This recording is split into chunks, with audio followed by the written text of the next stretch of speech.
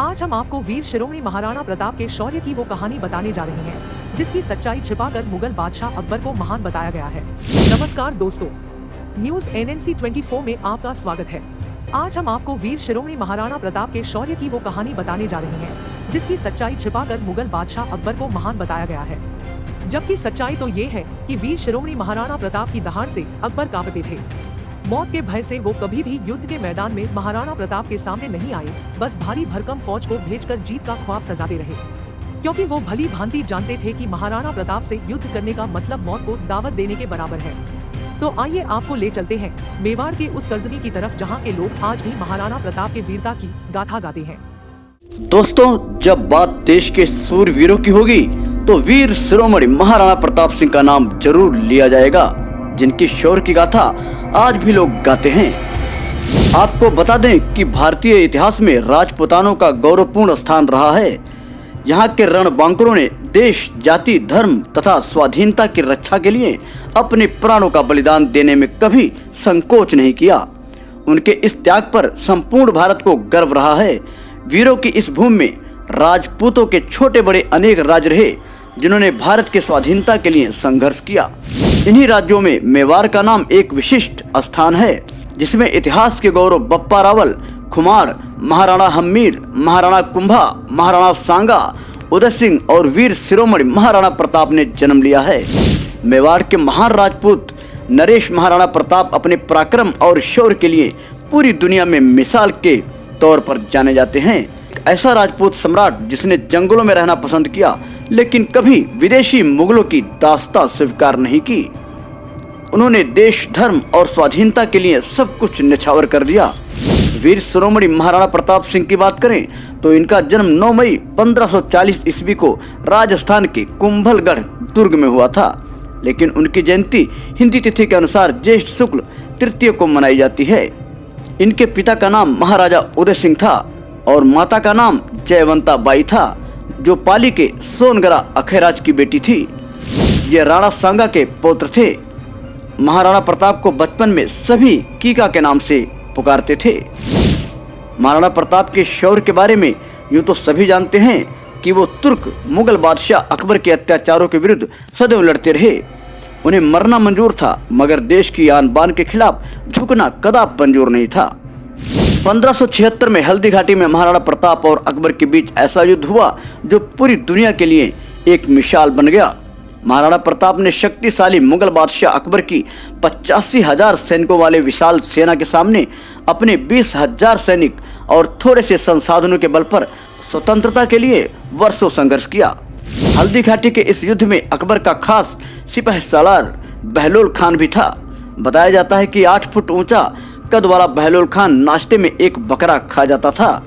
शरीर दानों जैसा बलिष्ठ था। बहलोल खान जिंदगी में कोई युद्ध नहीं हारा था। अकबर को बहलोल खान पर पूरा भरोसा था कि वो महाराणा प्रताप को मौत की नींद सुला देगा, मगर अकबर का ये भ्रम भी टूट गया। जो युद्ध महाराणा प्रताप और अकबर के सिपा सालार बहलोल खान के बीच हुआ, वह युद्ध दिवेर नामक स्थान पर हुआ था। बहलोल खान अपनी जीत के लिए पूर्ण अस्वस्थ था, लेकिन उसे नहीं पता था कि वह किस मेवाड़ी शेर के सामने युद्ध करने के लिए जा रहा है। महाराणा प्रताप के सामने उसने अपनी युद्ध कला का पूर्ण प्रदर्शन करने की पूरी कोशिश की। महाराणा प्रताप के सैनिक भी बहलोल खान को लेकर काफी चिंतित थे, जिन्हें देख महाराणा प्रताप ने अपनी तलवार के एक ही भरपूर वार से बहलोल खान के शरीर के 2 हिस्से कर दिए। उसकी विभत्सता का अंदाजा इसी बात से लगाया जा सकता है कि बहलोल खान ने मजबूत लोहे युक्त कवच पूरे शरीर पर पहन रखा था और महाराणा प्रताप ने अपनी तलवार के एक ही वार से कवच सहित शरीर को 2 हिस्सों में बांट दिया और उसका घोड़ा जिस पर वह बैठा था वह भी 2 टुकड़ों में काटा गया था। इस विनाशकारी युद्ध में सब कुछ गंवाने के बाद भी महाराणा प्रताप ने अकबर के सरपरस्ती को स्वीकार नहीं किया। जंगलों में कंदमूल खाकर रहना कबूल था, मगर अकबर की गुलामी उन्हें बिल्कुल मंजूर नहीं था। कितने लोग हैं जिन्हें अकबर की सच्चाई मालूम है और कितने लोग हैं जिन्होंने महाराणा प्रताप के त्याग और संघर्ष को जाना। प्रताप के काल में दिल्ली में तुर्क सम्राट अकबर का शासन था, जो भारत के सभी राजा महाराजाओं को अपने अधीन कर मुगल साम्राज्य की स्थापना के लिए इस्लामिक परचम को पूरे हिंदुस्तान में फहराना चाहता था। इसके लिए उसने नीति और अनीति दोनों का सहारा लिया। यहाँ तक कि अकबर के डर से कई राजपूत उसके गुलाम हो गए और तो और अकबर के आगे राजा मानसिंह ने भी अपने मान सम्मान को गिरवी रख दिया और गुलामी स्वीकार कर ली थी। 30 वर्षों के लगातार प्रयास के बावजूद अकबर महाराणा प्रताप को बंदी नहीं बना सका। महाराणा प्रताप के बारे में कहा जाता है कि जिस घोड़े पर वो बैठते थे वह घोड़ा दुनिया का सर्वश्रेष्ठ घोड़ा था। महाराणा प्रताप तब 72 किलो का कवच पहनकर 81 किलो का भाला अपने हाथों में रखते थे। भाला और कवच सहित ढाल तलवार का वजन मिलाकर कुल 208 किलो का भार उठाकर वे युद्ध लड़ते थे। सोचिए तब उनकी शक्ति क्या रही होगी। इस वजन के साथ रणभूमि में दुश्मनों से पूरा दिन लड़ना मामूली बात नहीं थी। अब सवाल तो ये उठता है कि जब वे इतने शक्तिशाली थे तो अकबर की सेना से वे 2 बार पराजित क्यों हो गए। तो हम आपको बता दें कि इस देश में जितने भी देशभक्त राजा हुए हैं उसके खिलाफ उनका ही कोई अपना गद्दार जरूर रहा है। यहाँ भी जयचंदो व मानसिंह जैसे गद्दारों के कारण देशभक्तों को नुकसान उठाना पड़ा है। मेवाड़ को जीतने के लिए अकबर ने कई प्रयास किए। अकबर चाहता था कि महाराणा प्रताप अन्य राजाओं की तरह उसके कदमों में झुक जाए। महाराणा प्रताप ने भी अकबर की अधीनता को स्वीकार नहीं किया था। अजमेर को अपना केंद्र बनाकर अकबर ने प्रताप के विरुद्ध सैनिक अभियान शुरू कर दिया। महाराणा प्रताप ने कई वर्षों तक मुगलों के सम्राट अकबर की सेना के साथ संघर्ष किया।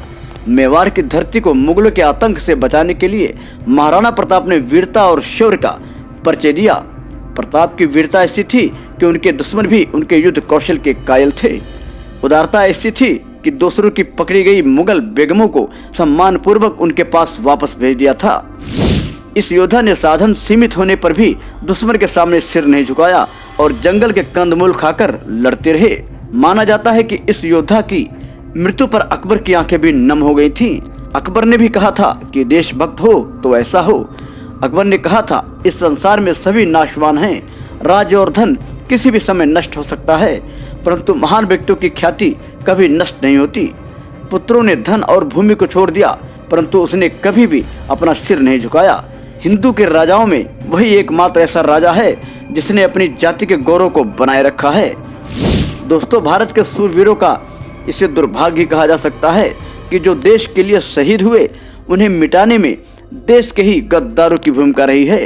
ये चलन आज भी बरकरार है, जिसका उदाहरण 7 अक्टूबर 1930 को तब देखने को मिला था जब खुशवंत सिंह के पिता सरदार सुभा सिंह की गवाही पर अदालत के द्वारा 68 पृष्ठों का निर्णय दिया गया था, जिसके तहत देश को आजाद कराने वाले भगत सिंह, सुखदेव तथा राजगुरु को फांसी की सजा सुनाई गई थी। हम बात करते हैं अकबर व महाराणा प्रताप की। इतिहास में अकबर को एक शक्तिशाली योद्धा लिखा गया है। दूसरी तरफ मेवाड़ नरेश महाराणा प्रताप सिंह का जीवन रणभूमि में ही व्यतीत हुआ है। महाराणा प्रताप सिंह जहां आजादी और दूसरों की खुशहाली देखना चाहते थे, वहीं अकबर हमेशा दूसरों को गुलाम बनाना चाहते थे। जो ये कहते हैं कि अकबर उदार नीति वाला था तो वो सत्य से परे है। अकबर ने ही चित्तौड़ दुर्ग में 30,000 से ज्यादा निरपराध बुजुर्ग और बच्चों की हत्या करवाई थी। अकबर औरतों की इज्जत नहीं करता था। मीना बाजार प्रकरण इसका उदाहरण है। दूसरी ओर महाराणा प्रताप हमेशा शत्रु की स्त्रियों को भी सम्मान देते थे। इसी कारण मुगल भी उनके मुरीद थे। दोस्तों, ये कहानी प्रकाशित तथ्यों व खबर सूत्रों पर आधारित है। न्यूज़ एनएनसी 24 इसकी पुष्टि नहीं करता। तो दोस्तों, आज की वीडियो में बस इतना। आपसे फिर मिलेंगे नए वीडियो में नए तथ्य के साथ। हम उम्मीद करते हैं कि ये वीडियो आपको जरूर अच्छा लगा होगा। न्यूज़ एनएनसी 24 आपके लिए देश विदेश की खबरों के साथ ऐतिहासिक कहानियाँ, प्रेरक कहानियाँ, podcast, interviews, health issues, Bollywood news, sports और ऐसे अन्य पहलुओं के बारे में आपको सही जानकारी देने की कोशिश करता है। दोस्तों, ऐसी ही और वीडियोस देखने के लिए न्यूज़ एनएनसी 24 चैनल को सब्सक्राइब करें, जिससे आने वाली हर अपडेट आपको मिलती रहे। आप अपने फीडबैक को हमारे चैनल न्यूज़ एनएनसी 24 के कमेंट बॉक्स में भेज सकते हैं।